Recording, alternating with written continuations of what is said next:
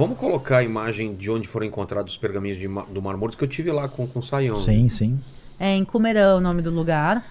E, Quem era esse povo que estava guardando esse... Tinha alguma coisa relacionada ao Apocalipse? Eles estavam esperando o Apocalipse, é isso? Eles aguardavam Então, a vitória do bem contra o mal. então a gente sabe que nos tempos bíblicos existia um grupo judaico chamado os essênios. A teoria mais aceita, que também eu aceito, é que a população que vivia nessa cidade eram essênios. E eles acreditavam que o fim dos tempos estava próximo. Eles estavam esperando uma grande batalha, que eles chamavam a Batalha dos Filhos da Luz contra os Filhos da Escuridão. Quem são os Filhos da Luz? Eles. Eles mesmos. Sempre. E quem são os Filhos da Escuridão? O resto do mundo, inclusive os outros judeus. Principalmente os que estavam no templo em Jerusalém. Eles consideravam, eles falavam que o templo tinha sido corrompido. E eles, por isso, tinham se afastado da corrupção. E quando Jesus critica o templo, muitas das críticas dele são críticas corretas. O templo estava corrupto, também por influência romana. Os romanos estavam influenciando muito o templo. E daí eles se afastam de Jerusalém, vão para o meio do deserto e vão ver uma vida pura, isolada, esperando essa grande batalha apocalíptica. Por isso, eles viam de uma maneira coletiva, não tinha propriedade privada, tudo era de todos. Eles viviam uma vida celibatária, eles não casavam e não tinham filhos. Eles se purificavam todos os dias pelas águas. Eles tinham seus escribas, eles viviam uma vida dedicada às escrituras bíblicas e a Deus. E eles estavam lá esperando a batalha do fim dos tempos. O que acontece é que, em vez do fim dos tempos, a batalha como eles imaginavam, o que acontece que os romanos. E os romanos começam a destruir cidade após cidade, destroem Massada também. Nessa mesma época de Massada, um pouquinho antes, eles destroem Cumerã. O pessoal de Cumerã, quando ouve que os romanos estão vindo destruir a cidade, eles pegam o que eles tinham mais de precioso, que são os pergaminhos bíblicos, e enfiam dentro de jarros, correm para as montanhas e escondem dentro das montanhas a biblioteca deles. Porque se os romanos viessem e queimassem a cidade, a biblioteca seria salva, e depois eles poderiam lá voltar e buscar os pergaminhos. E o que acontece é que os romanos vão e matam até o último essênio, até a última pessoa da cidade. E não sobra ninguém vivo para contar que a biblioteca foi escondida. E já que esses livros eram rolos fechados, dentro de jarros selados, dentro de uma caverna no meio do deserto... Ficou lá 1900 anos. 1900 anos super preservados. Ninguém descobriu nesse tempo. E ninguém descobriu. Só em 1947. Exatamente. Em 47, sem querer, beduínos encontraram esses pergaminhos. E aí os pergaminhos depois, os primeiros... Uma das maiores descobertas. É considerado uma... a maior. É a maior? Do século XX. Talvez da história. Para a Bíblia, sim. Por quê? Porque ela comprova... Os textos bíblicos mais antigos. Porque o texto que a gente tinha na Bíblia hebraica, o mais antigo, era do ano 1000. E então o pessoal dizia, não, quem sabe que esse negócio está preservado? Vai ver que mudou tudo. Quando você acha um texto 1000 anos mais antigo, igual, você vai ver, não, de fato, os copistas e os escribas eram sérios, que o texto está, na sua grande maioria, muito bem preservado. Porque a gente não tem a Bíblia original. A Bíblia foi escrita ao longo de séculos. Vamos dizer, por exemplo, o livro de Isaías. Tá. Quando Jesus vai à sinagoga, abre pergaminhos, ele lê, por exemplo, o livro de Isaías.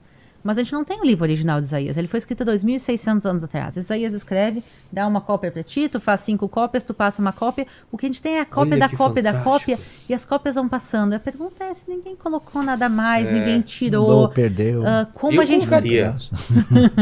Colocaram Coríntios 2 e... o Coríntios perde até na Bíblia. Coríntios 1, versículo 2. Você vê, o negócio é complicado. Então, o que acontece... Podia dormir sem esse, Leni. Então, o que acontece é que os livros foram sendo copiados, a gente tem a cópia da cópia. Uma das grandes discussões da arqueologia é quanto a Bíblia foi modificada, porque a grande maioria dos arqueólogos concordava que a Bíblia tinha sido modificada. E a gente tinha uma cópia de 1000 anos, e que não é nem uma cópia inteira, é o Código de Alepo, que é um parcial. E aí... São Petersburgo, né, que era a completa. você está pensando em São Petersburgo, eu estava pensando no Código de Alepo. Está prejudicado aqui, queimou uma parte. Então, assim, eram cópias de 1000 anos, mas isso quer dizer que é 1000 anos depois de Jesus, 1000 anos depois da época da destruição do templo, e aí tinha uma grande discussão de quanto a Bíblia foi modificada. E quando eles encontraram os pergaminhos do Mar Morto, eles também encontraram um rolo de 7 metros, que é Isaías. E hoje em dia, o mesmo hebraico que a gente usa hoje em dia para ler a Bíblia é o mesmo hebraico que se usava. Então, eles exatamente pegaram o livro de Isaías, Abriram, pegaram o livro de Isaías que a gente usa na sinagoga hoje em dia, abriram e começaram a comparar letra por letra, palavra por palavra. Que fantástico. E aí o que eles descobriram realmente é que a Bíblia, ela foi preservada. E isso quer dizer que a gente tem uma comprovação arqueológica, histórica, que nos últimos 2.000, 2.100 anos, a Bíblia ela não foi modificada. E isso nos mostra, provavelmente, que também para trás ela não foi. Isso também porque os judeus são extremamente chatos. A gente já falou disso no início. Os judeus são muito perfeccionistas em relação à Bíblia. Eu não posso fazer uma cópia da Bíblia se eu quiser. Os pergaminhos que são usados para oração têm que ser feitos por um escriba, até os dias de hoje. O escriba é uma pessoa treinada para isso. E se der algum erro? Joga fora e começa de novo. Joga fora não, enterra e começa de novo. Então tu tem que, letra por letra, é um trabalho extremamente, é feito de cor, com tinta, por um profissional escriba, hoje em dia como era 2.000, como era 3.000 anos atrás. E por isso, pelos judeus serem extremamente metódicos, a Bíblia não foi modificada. E por isso a gente consegue ver, pelo menos nos últimos 2.100 anos, a Bíblia que a gente lê hoje em dia era a mesma Bíblia que se lia nos tempos de Jesus. Então a gente encontrou uma cópia literalmente daquela época, até um pouquinho anterior a Jesus, a cópia que a gente tem. E a gente que estuda textos antigos sabe como isso é extremamente difícil. Quando você pega a literatura da época greco-romana tal, e vai ver a quantidade de variação, os manuscritos que você tem, é muito. Não existe nenhum índice de preservação tão extraordinário como você tem nos manuscritos bíblicos. É impressionante. Explica isso daí, Sayão. Então, essa é a famosa caverna, porque quando os beduínos chegaram aí nessa localidade de Qumran, eles entraram numa caverna, né, que é a caverna número 1, e acharam, né, e isso fez com que a comunidade científica, entendendo o que tinha encontrado, saíssem procurando. Então eles acharam em 11 cavernas e mais 3 outras localidades, uma delas Massadas, uma quantidade de manuscritos que era manuscritos, quase 1.000 manuscritos de todo o texto bíblico do Antigo Testamento, quase todo o texto. Essa caverna ficou muito conhecida, muito emblemática, porque é a caverna número 4. E claro, né, você vê que a erosão causou tudo isso, mas essa caverna ela chama atenção porque nela foram encontrados uma quantidade maior de manuscritos, inclusive um manuscrito que foi meio que machucado por um possível soldado romano que entrou na busca de fugitivos. E ele, no ano 68, entra nessa caverna, procurando, vai lá e vê o que é esse negócio esquisito aqui, passa a espada, danifica o manuscrito e provavelmente vai embora. E acontece nesse contexto, né, da guerra entre judeus e romanos, que começa no ano 66 e vai até a queda de Massada em 73. E o impressionante, né, eu acho muito curioso isso, porque surgiu, especialmente no ambiente europeu, uma crítica, um ceticismo muito acentuado em relação à Bíblia, à fé, uma série de coisas, né? E de fato, quando o pessoal dizia, ó, papel aceita tudo, né?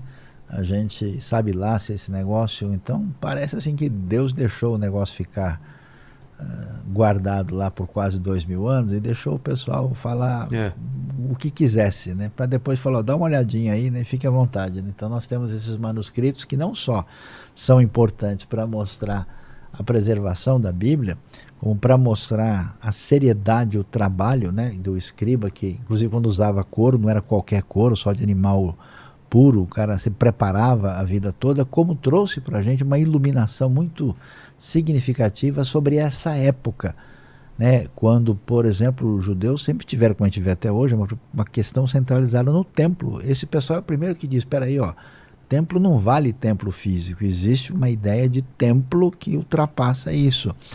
E aí a gente entende, e há certas semelhanças entre alguns aspectos do que acontecia entre eles que se autodenominavam comunidade Yahad e o cristianismo primitivo. Por exemplo, quando eles faziam o banho ritual, né, entravam nos mikvaot, né, não havia simplesmente banho ritual, havia um banho ritual iniciático. Quando a pessoa passava a fazer parte da comunidade, ele abria mão então de uma vida, vamos dizer, mais confortável e ligada à realidade do cotidiano, e passava a se consagrar para essa vinda futura da vitória dos filhos da luz contra os filhos das trevas, quando, né, se inauguraria um domínio divino sobre a terra novamente. E é interessante, né? Quando você vai ver uma coisa, o batismo cristão, como assim? João Batista um dia acordou e falou, vou inventar um negócio. Vamos fazer o seguinte, vou mandar o pessoal tomar um banho sagrado. João Batista arrumou isso onde? Ele é judeu. Ele sabe o que é o mikveh. E esse pessoal de Qumran tem esse, digamos, banho especial, banho iniciático, que João Batista apresenta, ligado com a chegada do reino de Deus, exigindo fé e arrependimento. Aí a gente começa o quê? A entender, esse que é o detalhe, né? Quando você entende o pano de fundo de uma realidade, você entende o que está acontecendo. Sem entender esse pano de fundo, você lê a Bíblia e enxerga aquilo que está na sua cabeça, na sua realidade de hoje, que não é a que está lá. Então a compreensão fica prejudicada. Então os manuscritos do Mar Morto são um tesouro arqueológico, histórico e, eu diria, hermenêutico, muito importante para entender o que de fato nós temos no texto bíblico. Isso são pedaços? Eles estão meio desgastados com esses furos? Claro, porque esses textos, muitos saíram imperfeitos, né? Eles levaram isso lá para o Museu Rockefeller. Sim, couro de cabra ou de ovelha. Tá. Levaram para o Museu Rockefeller, né? E aí eles abriram, estudiosos judeus, né? Eleazar Sukenik, por exemplo, foi uma pessoa muito importante, e estudiosos cristãos, entre eles o famoso católico Roland Devaux, da École Biblique de Jerusalém, né? E eles passaram então a abrir, imagina o que abrir esse negócio devagarinho, tal, porque o negócio estava tudo lá, e abriram lá, né, em Jerusalém para analisar. E olha que alguns deles foram contrabandeados, né? Foram levados, ainda foram roubados, levaram e foram para os Estados Unidos e fizeram um anúncio. Para vender? Para vender. Mas recuperaram. Sim, foi recuperado porque o próprio Eleazar Sukenik, que estava, ele o filho dele que estava lá em Washington, e abriu e viu o anúncio no jornal e comprou. E eu não sabe, eu fui para a Jordânia uma ocasião e vi no museu o pergaminho de cobre. Então, o que acontece? É um dos manuscritos que estava... Só antes de você falar, Aline, coloca aquela foto anterior da caverna. Aquela caverna era na altura do solo e foi... Ou ela era elevada mesmo, tinha que escalar até lá? É a erosão de muito. São 2.000 anos de erosão, né? Isso aí, desce aquela água que vem das montanhas, sai engolindo tudo. Tá. Fala, Aline. O que acontece é o seguinte... em 1947, quando os pergaminhos foram encontrados, não existia o Estado de Israel ainda. É verdade. Quem encontrou os pergaminhos foi a Jordânia. Ixi, e os pergaminhos, depois... Então, o que acontece? Os pergaminhos foram encontrados pela Jordânia, apesar de ser pergaminhos judaicos. Quem encontrou foi a Jordânia. A Jordânia, obviamente, pegou os pergaminhos, um achado super importante. Depois, no ano seguinte, a Jordânia invade parte de Jerusalém e conquista ali a região. E eles vão criar eles vão pegar um museu que chamava Museu Rockefeller, que foi criado pelos britânicos, e eles vão guardar os pergaminhos. Em resumo de história, os pergaminhos estavam guardados em um museu jordaniano em Jerusalém. Os pergaminhos não pertenciam a Israel originalmente. Ninguém fala disso. Mas não pertenciam a Israel, pertenciam à Jordânia. Em 1967, quando acontece a Guerra dos 6 Dias, e Israel reconquista a outra metade de Jerusalém, Israel manda uma unidade especial do exército para o Museu Rockefeller para preservar os pergaminhos. Eles simplesmente vão fechar o museu por 2 motivos. Primeiro, para ninguém bombardear e destruir os pergaminhos. E segundo, para os pergaminhos não serem contrabandeados de volta para a Jordânia. Entendi. E aí os pergaminhos ficaram em Jerusalém, guardados pelo exército de Israel. Jerusalém anexou a outra metade e assim eles passaram para Israel durante a guerra. Então foi pensado durante isso, quando Israel estava preocupado em vencer a Guerra dos 6 Dias, uma das coisas que os jornais pensaram é como a gente vai fazer para preservar os pergaminhos do Mar Morto e manter eles em Israel. E o que acontece é que nessa data não foi uma guerra que se estava esperando, foi uma guerra espontânea. Nessa data tinham parte dos pergaminhos que estavam na Jordânia. E aí eles continuam na Jordânia até os dias de hoje, foi isso que o Sayão viu. Ele foi no Museu da Jordânia e tem lá os pergaminhos. Então, são poucos pergaminhos que estão lá, mas tem um pergaminho que ele tem 2,5 metros de comprimento, que ele é feito de cobre. Por isso a gente chama ele de pergaminho de cobre. Ele é diferente de todos os outros pergaminhos. E esse pergaminho, ele tem uma lista dos tesouros do rei Salomão. o tesouro e onde eles estão escondidos. Ah, É literalmente o mapa do tesouro, de mais de 2000 anos. e foram atrás.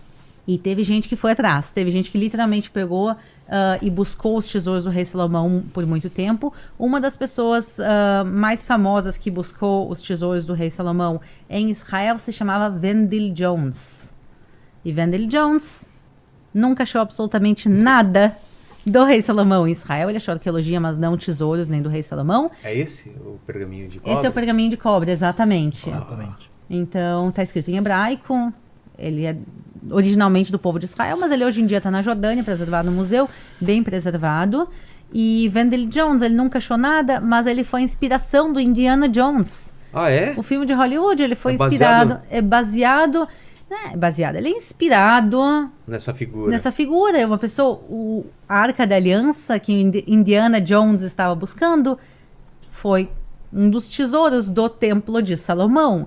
Exato. Então, é por isso, Wendell Jones dá inspiração para Indiana Jones. E assim, ele acabou sendo eternizado de uma certa maneira através de Hollywood, mas ele nunca achou nenhum dos tesouros. Então, o pergaminho de cobre, pessoal, quem quiser traduzir e tentar buscar os tesouros, sinta-se à vontade. Muita gente tentou, ninguém ô, conseguiu Leni, até agora. Porque ainda o Paquito não chegou lá, porque o Paquito é o cara que vai decifrar tudo, né? Se eu ficar olhando aqui mais uns 15 minutos pra imagem aqui, eu dou a resposta pra Cara, o vocês. Paquito é o cara. Mas sabe, Vilela, acharam uma 12ª caverna. Só que o material que possivelmente estava lá sumiu. Então é muito possível que a gente vai encontrar mais coisas. Foi Existem contrabandeado, provavelmente. poucos manuscritos, por exemplo, o Southwestern Theological Baptist Seminary, o maior seminário batista do mundo, tem alguns poucos manuscritos do Mar Morto. Eles estão no Texas, né, na região de Dallas-Fort Worth, e eles são responsáveis por uma escavação na região de Gezer, né, em Israel. Então eles têm alguma coisa, não demora não. E eu tenho uma notícia interessante, né? Um livro bastante importante que foi achado lá é um comentário do livro de Abacuque. Um amigo nosso aí que é o responsável pelos manuscritos do Mar Morto, o curador do museu, Adolfo Reutemann, ele fez um livro sobre isso, né, que traz o conteúdo e discute o significado, que eu estou fazendo as conexões para lançar isso em português. Poxa. E se isso acontecer o ano que vem, ele viria ao Brasil, aí a gente traz ele Com aqui para certeza, falar, porque ele nossa. é o fera no assunto. Ele é o curador do museu lá, uma pessoa muito importante. Ele já veio ao Brasil 2 vezes, a gente conseguiu trazer ele 2 vezes aqui, falando sobre os manuscritos. Então ele conhece os manuscritos lá Como de ninguém. fio a pavio.